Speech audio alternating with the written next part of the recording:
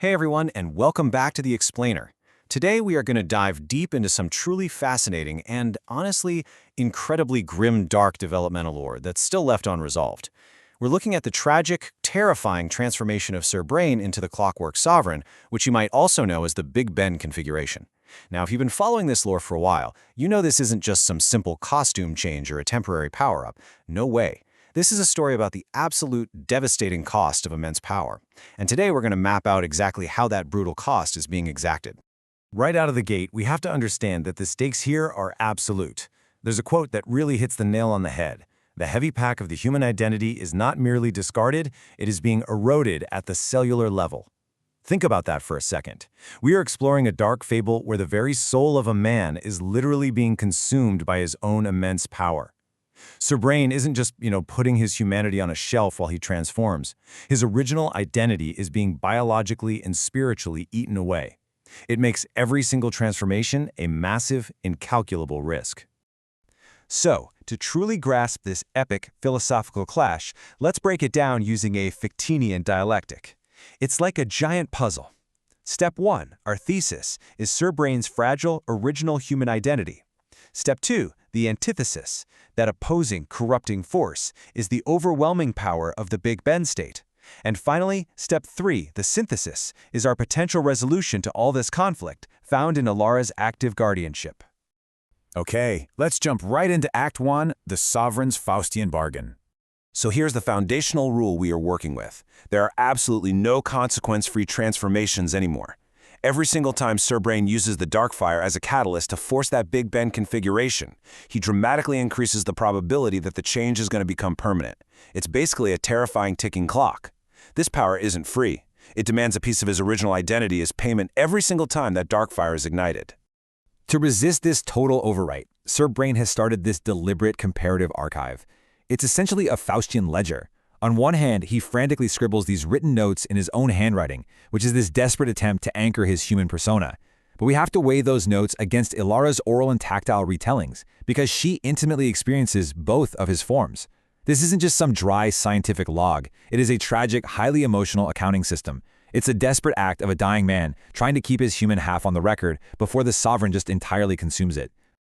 Moving along, let's get into Act 2, Cybernetic Creep and Cellular Sabotage.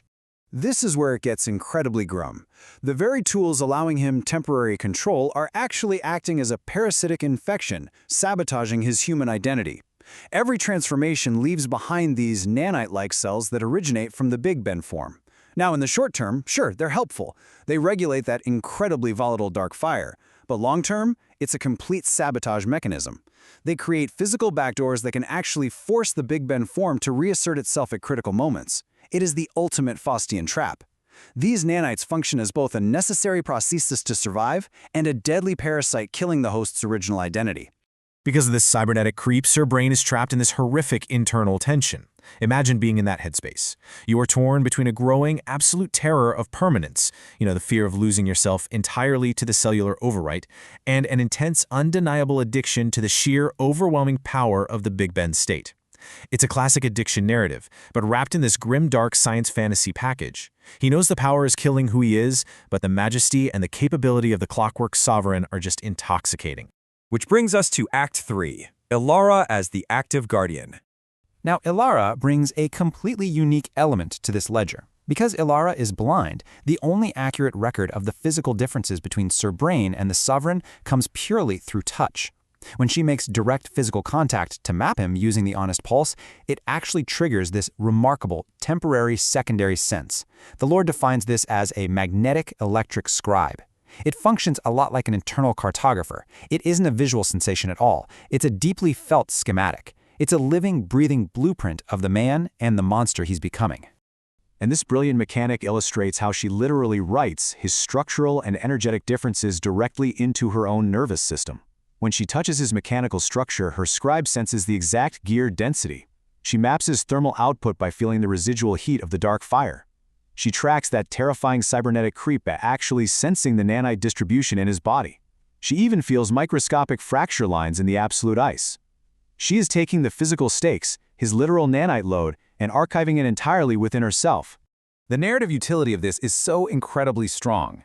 It positions Alara as a Gretchen analog, like from the original Faust story. But crucially, she is not a passive redeemer. She is a highly active, tactile archivist.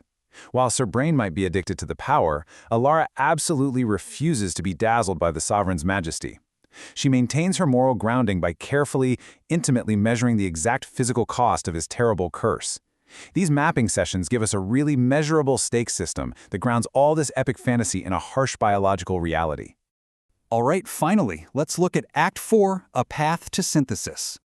So right now, Ilara's incredible new sense only activates during direct contact with his dark fire-influenced body. But there are clear, long-term developmental goals for her character here. The ultimate objective is for Ilara to open this magnetic electric scribe through the honest pulse alone, entirely removing the need for the dark fire as a catalyst. And if she achieves this, well, she gains an independent diagnostic ability. She could potentially predict, interrupt, or rechannel the dark fire to stop the nanoids completely. Unlike the original Faust, who, let's be honest, rarely gets any salvation, Ilara represents a genuine path toward partial salvation, or at the very least, real stabilization for Sir Brain. So, this leaves us with the ultimate unresolved tension of this lore. Can Alara master the honest pulse to act as a literal circuit breaker? Can she actually stabilize Sir Brain without the corrupting influence of the dark fire? I want to leave you with that provocative thought to end our explainer today. Will Alara's tactile ledger, her physical, nervous system deep mapping of his soul, be enough to break the circuit and save what is left of his humanity before the cellular overwrite becomes permanent? It's an absolutely breathtaking dynamic. Thanks for hanging out, keep learning, and I'll see you in the next explainer.